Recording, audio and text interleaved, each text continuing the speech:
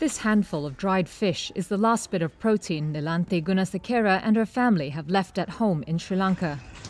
The 49-year-old is just one of the millions of people there whose living standards took a cliff dive in the past months. We had an almsgiving session on the 25th of last month. That was the last time we had a proper meal. The island nation was hit hard by the COVID-19 pandemic, rising oil prices, and an economic crisis after years of mismanagement. The UN says more than a quarter of the country's 22 million people are now struggling to secure adequate, nutritious food. What worries Gunasekera even more, though, is her children's future. We will educate the children as best we can. But the crisis has left her family unable to afford even notebooks, and her husband can now only rely on the charity of employers for money to buy them. Nearby, Chandra Tushari Pedris is preparing to reopen her food kiosk after months of closure.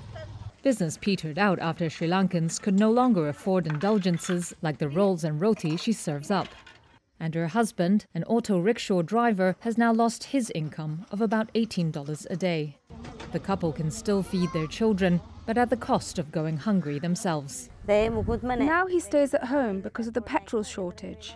If we borrow, it becomes a loan.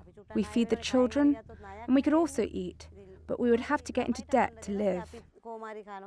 Amid rampant inflation, snaking fuel queues, and shortages of essentials such as food and medicine, angry Sri Lankans ousted the previous president in July. But the desperation has only continued to grow. Today we decided that we should reopen this shop. If we do something, we could earn some money. We have been just waiting for something, but nothing has happened. The government of new President Ranil Wickremesinghe is seeking a multi-billion-dollar bailout with the International Monetary Fund. Still, any major financial help is months away. And for most Sri Lankans, there appears to be no light at the end of the tunnel.